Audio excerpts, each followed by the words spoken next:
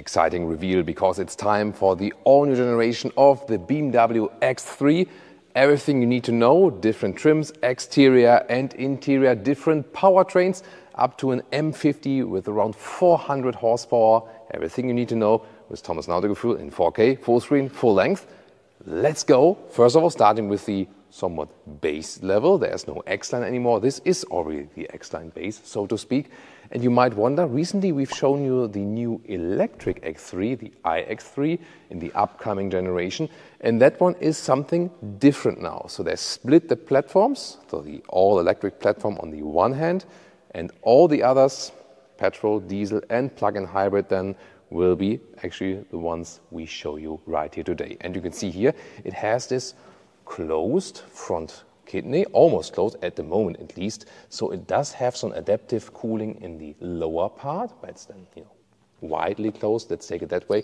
Optional with illumination, and it's really massive, and that's what I think is really good. It's still a double kidney, not a biva kidney and not a mono kidney and so on. You can still see the differentiation right here. Then you have the silver contrast in the lower part, and this very vehicle color here, which I'm almost wearing today as well, is Arctic Race Blue. I think very beautiful. Also has some different light nuances. If you see this here, like an indentation in the front where you see the traditional BMW logo. LED would be standard. Optional, you also get adaptive matrix LED. You can see it right here. And then they also have these blue accentuations at the side, for example. And when I show you the turning indicators, you can see like this pulsing effect of the indicators. Pretty cool. Yeah, it's a very impressive front here, definitely. Let's move over, because there's a more expressive front available here in the M50. So you can get an M Sport package also for a different powertrain, for example. And then the M50, this is then the true M Performance model, also with the respective horsepower under the hood. And you can see here, this is then a blacked out grille in the front, but for that, you either need the M50 or an M Sport package. And if you also want the black frame around the kidney, then you need the M Sport package Pro, which this vehicle also has. Once again, the iconic glow option around. Of course, especially in the dark, that's working very well to see, hey, this is something new. Different lower bumper than here for the M50 model with more black accentuation. Yeah, just stressing the strength of the horsepower underneath. This is here interesting color, is dune gray. So it has this kind of beige nuance. It's one of the new colors that is actually available. Towards the side profile, as for the length, not too much changes, 4.76 m or 187 inches, that's 3 centimeters or an inch longer, so more or less the same as for the dimensions. These here are the optional 21-inch wheels. It would range from 18 to 21 maximum. You get 19 with the M Sport pack, 20-inch with this here with the M50, and then optional can go even bigger. Here you can see also the M badge, and you've maybe also seen already here in this side profile, it is also a massive design change here, because there are no separated wheel arches with a plastic cladding or something. This is what BMW describes as a more monolithic design, because you have less different elements all around the vehicle. So the design has become, let's say, a little bit more simple on the one hand, but usually a simple design means also that it's good. Not sure, by the way, if you've noticed here, the side mirrors for the M50 are different. They have this arrow effect right here. So aero, I think A-E-R-O, aero, aerodynamic effect. So this is a specific thing then for the M50 or the M Sportback. In the rear, also massive design change. So indeed, this generation shift completely redesigns the X3. Even more visible here, the more three-dimensional sculptural tail lamps. Also here with this, extensive work at the rear part. Yeah, very interesting. What do you think about it? Leave me some comments. And the most visible change here, you can see the number plate went down actually into this lower area here. So this top area is way more present. And since this is then the M50 model, we have more black contrast in the lower part with this diffuser kind of styling. And this is also the only model that has visible exhaust pipes. 1, 2, 3, 4, and they are massive and they are for real. So there is no job for the Autogefühl fake exhaust police here today. because the non-M performance model, the normal styling, will not have visible exhaust pipes at all, and also no fake exhaust. So here you can see the side profile then of this, in this case then the plug-in hybrid model, but a normal other base model would also look like that actually. Here, this is also in the base side around the window. This is very good quality here, you know. See here, this also when you feel it, is that's the bright styling in the lower part. Then it has this arrow shape like here, it's the Hofmeister King or like a heritage design element, and the top part then is black. And if you might remember, if we go back to this vehicle here there was everything in black out, so the whole frames around is black, but once again, no black wheel arches, and I think it works very well with the vehicle. Here with the plug-in hybrid, we have the recharging port, the AC recharging port, 11 kilowatt AC in the front here, by the way. There we go, DC charging is not being offered, but I can already tell you so far the most important aspect about the plug-in hybrid will be that the battery capacity is doubled, now at 20.4 kilowatt hours net. And yeah, this will of course translate into a bigger electric range. Yeah, I cannot say like something, you know, very realistic because I need to drive it first, but my estimation would be maybe something 80 kilometers, 50 miles, that's I think a realistic value. In the rear here, because this vehicle is now a little bit darker here in this studio, we can even better see the LED then in the lamp. This is signature. 30E would be the plug-in hybrid. And once again, you can see that in the lower part is very clean. Here we have then the silver contrast, like it was known as the X-Line. I think it works very, very well. So very rare where we see vehicles that have changed in such an extensive manner, but I think it works very well. I like the X3 before the previous generation, but I like this one as well. So what do you think? Do you like the previous more or this one? Tell me in the comments. And about the change, Leah and I always argue a little bit about the M Sport package, with the sporty looks. I'm more like in this elegant direction. I like it the way it is like here. And Leah is more about the sporty stylings always when it comes to vehicle, and she would definitely say like, has to be this one, big wheels, black, everything around. Yeah, that's you can maybe also argue with that at home then. Coming to the interior, but just before we open the door, let me quickly talk about the suspension. You get actually 4 different kinds of standard suspension, a fixed M sport suspension, and then 2 adaptive suspension, 1 normal and 1 M sport suspension, which then also has like a sportier application. This is in this case a real adaptive suspension. We know with some compact vehicles, BMW sometimes calls it adaptive, but it's just frequency adaptive and the driving mode doesn't change. For example, with the X1.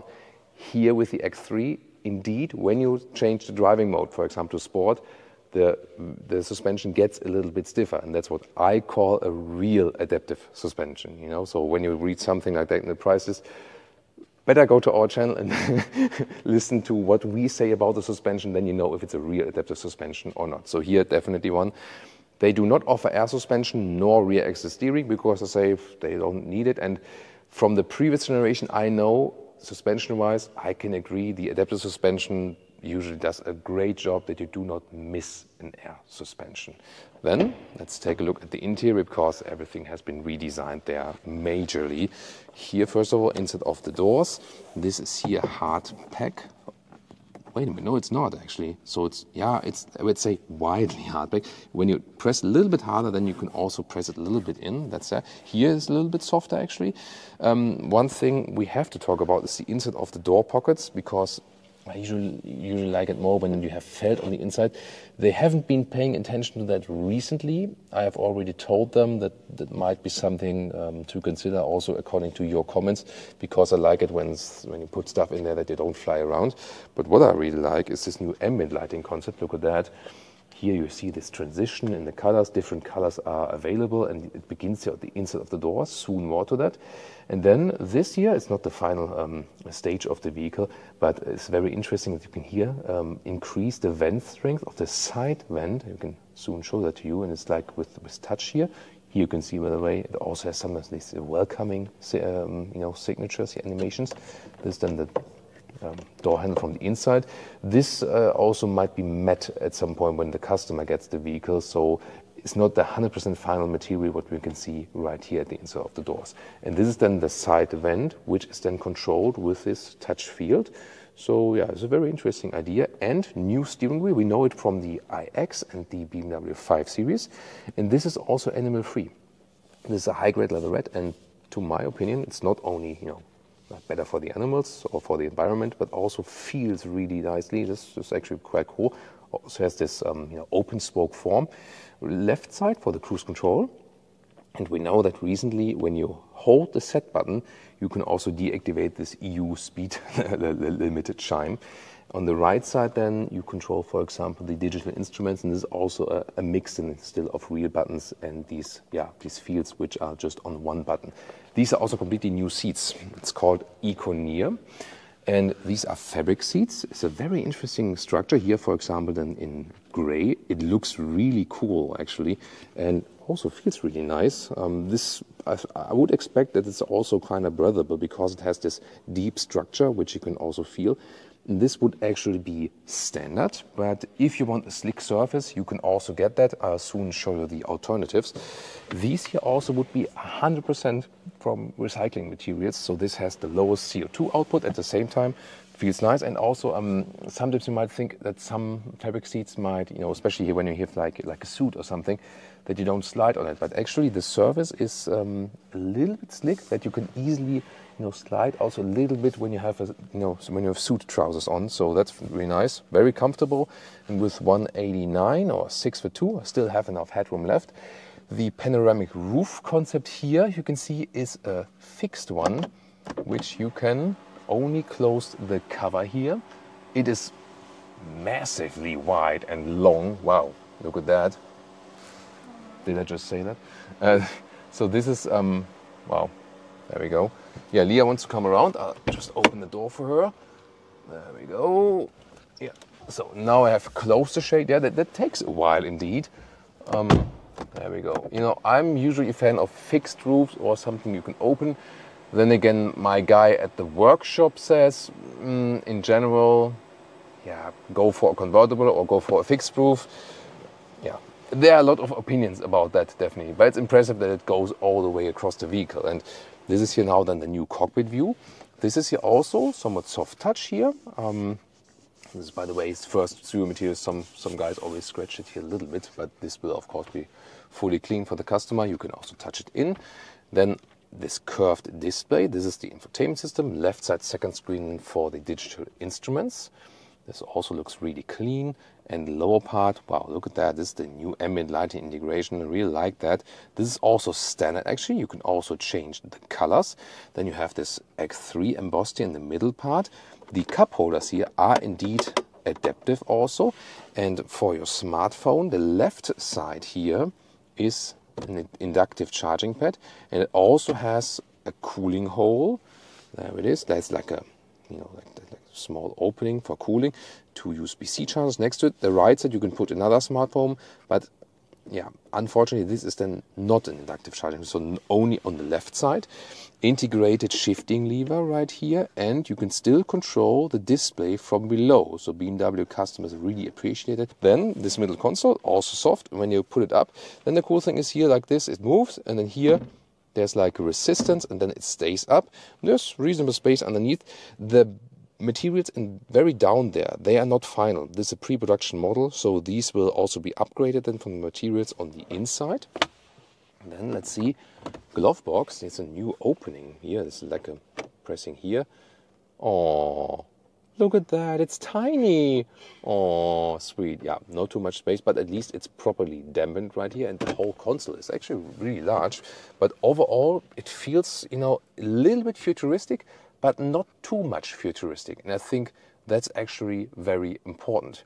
In the infotainment system, you can see, yeah, the thing that I usually prefer is when I can turn and press something for the AC, but that's actually not possible in the new BMW systems here. It's all here, but at least it stays in this area, and then you can get somewhat used to it. Here you press it once, and then you can have, for example, the seat heating like this, and then you have the main menu right here.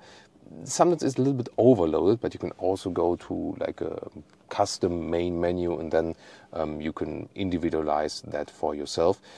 This is then the newest software status also, and yeah, Apple CarPlay, Android Auto is of course also possible. And the cool thing is that Apple Maps with CarPlay and when you have Google Maps with Android Auto can also be transported then here to the digital instruments on the left.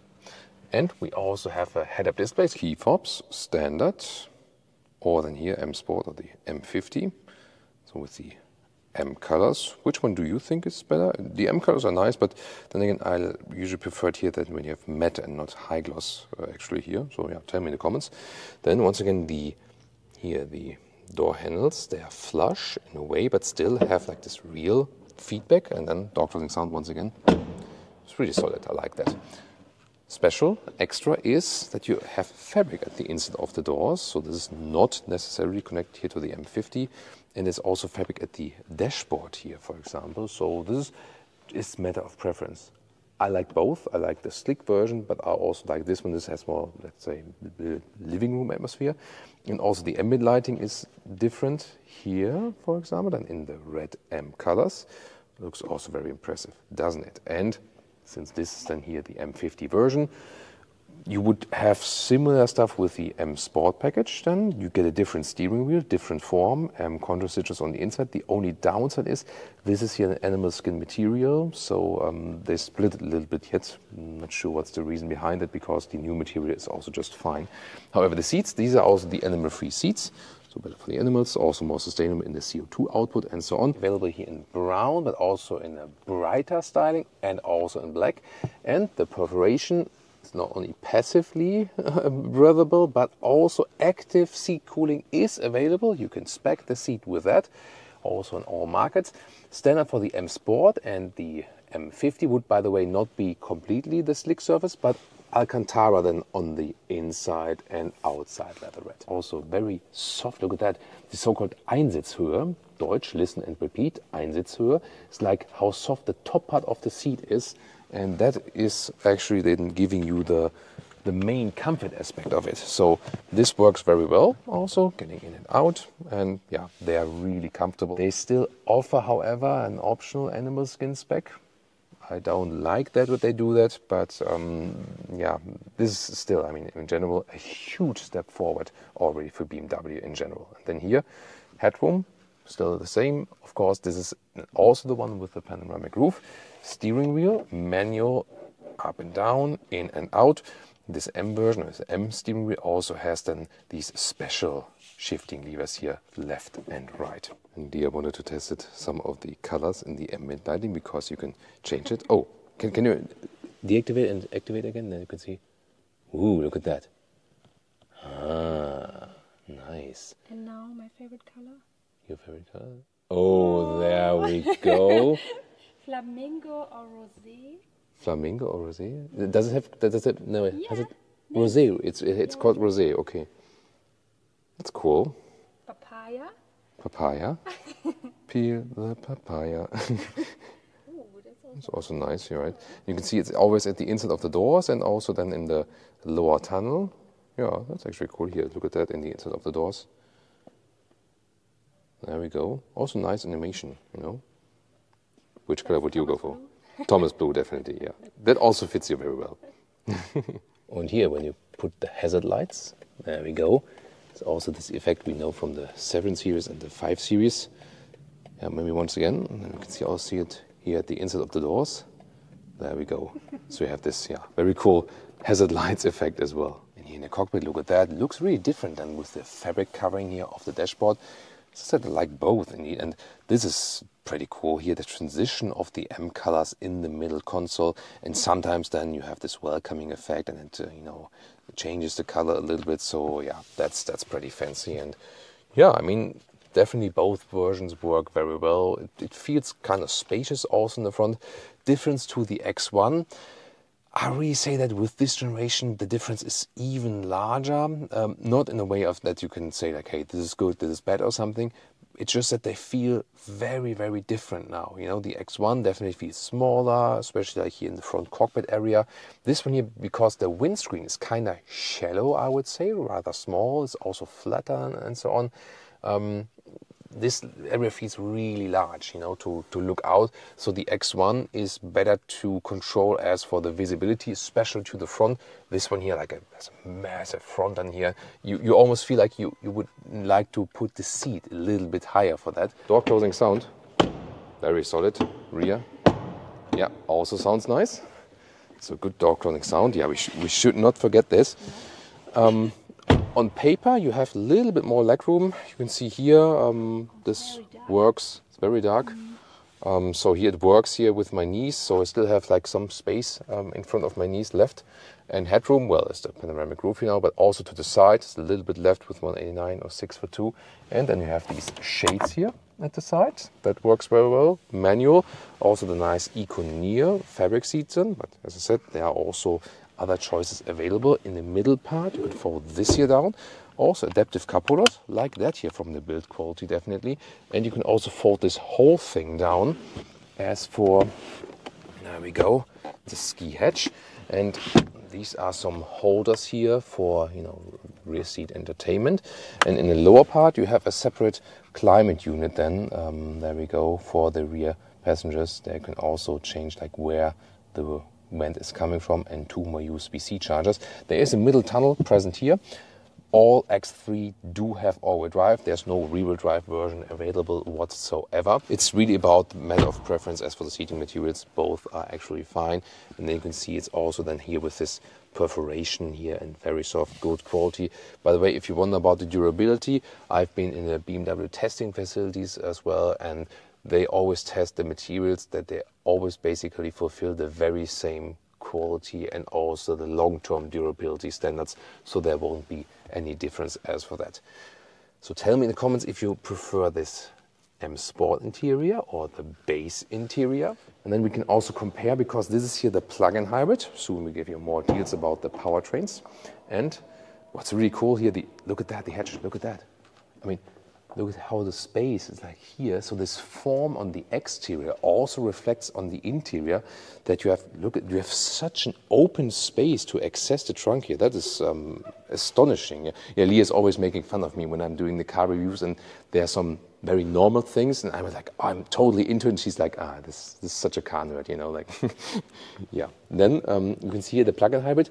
It raises a little bit. So this is a little bit higher in the plug-in hybrid version. That's the only difference, actually. Underneath, then there is no space left, because here, you can see here, there's, you know, there's nothing left underneath there, and it will be different than in the complete combustion engine setup. So we had 460 liters in the plug-in hybrid, 570 liters in the combustion engine version, because we have a little bit more space underneath. You can see there is no step that goes on like this. So all US versions will also look like that. And look at this, the space, the width between the wheel arches is like 1 meter and 10 or 43 inches. That's astonishing. So very wide indeed.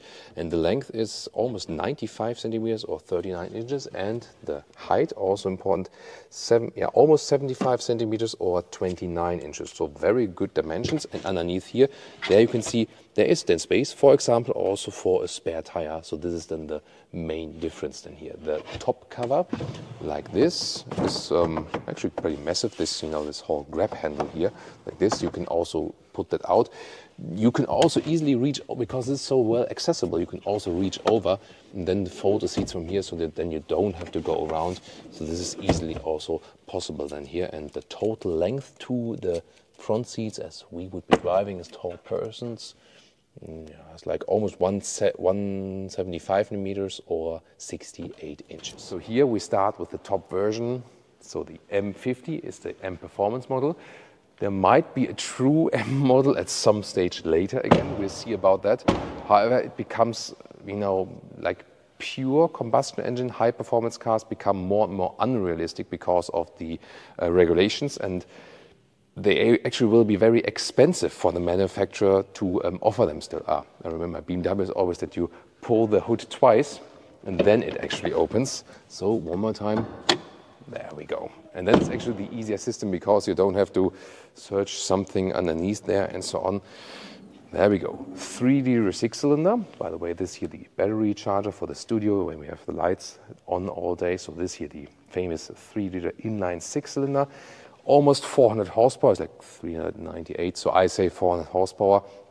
And 4.6 seconds is the acceleration figure. All-wheel drive standard, always with a rear wheel bias, so somewhat like 40-60 in the base setup. So this is then so far the quickest engine here overall. There will also be 2-liter 4-cylinder pure petrol engines, and also on the diesel side, 2-liter 4-cylinder and 3-liter 6-cylinder, the latter one coming a little bit later. Also, we have in our pinned comment and in the video description, there's an extensive list of all engines that are available so far with all the numbers, horsepower figures, and also the acceleration figures, actually everything we've got.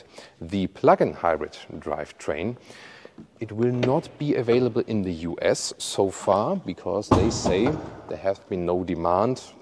Customers say they're just happy with the available powertrains. As I said, double the battery size, 20.4 kilowatt hour. And this one here, you can also see it in the visualization here. This is based on the 2-liter 4-cylinder, so sadly no 3-cylinder plug-in hybrid that you do get in the BMW X5. Considering the segment, I think it's still okay to go for this choice then here. And this is also actually quite quick because it reaches kind of like almost like a 300 horsepower. So this will then be, due to the extra electric boost, be a little bit quicker than most pure petrol engines. So for example, as I said, the exact specs are also in the pinned comment in the video description. So that's once again the split, plug-in hybrid, petrol and diesel for the all-new X3.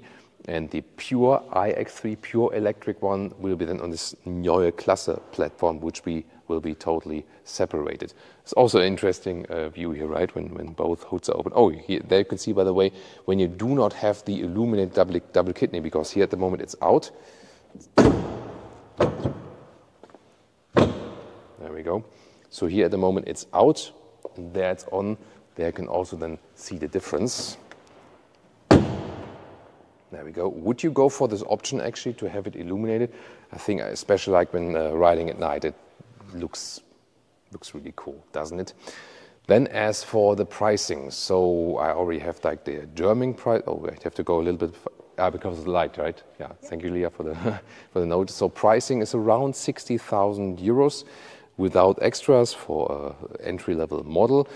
Then, yeah, the plug-in hybrid will be some like in the mid-range, and this one here goes then, yeah, more into the 80s something euros. If you then spec some extras with it, you can reach with fully spec M50 maybe some 90,000 euros. But yeah, that's of course very expensive, but the competitors in the same price regions as well. The good thing actually is that even the standard equipment is more extensive. So even if you would say, hey, I don't need all the extras, don't need panoramic roof, I don't need 21-inch wheels, maybe also reduces the comfort and so on.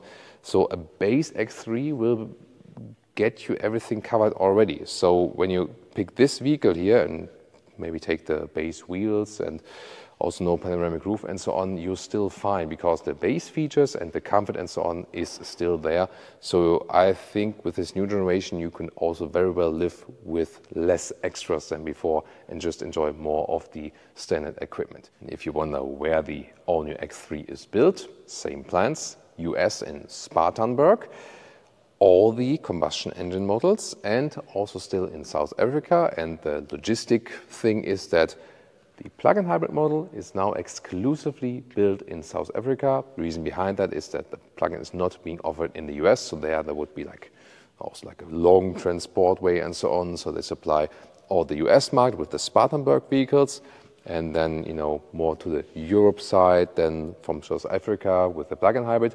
But of course, if you buy petrol like the M50 in Europe, it will also come from Spartanburg. And towing 2.5 tons for the pure combustion engine models, 2 tons for the plug-in hybrid model. Yeah, and of course, we should also compare one of the main competitors, the Mercedes GLC. We also had it in a comparison to the previous generation X3, if you're also thinking about that.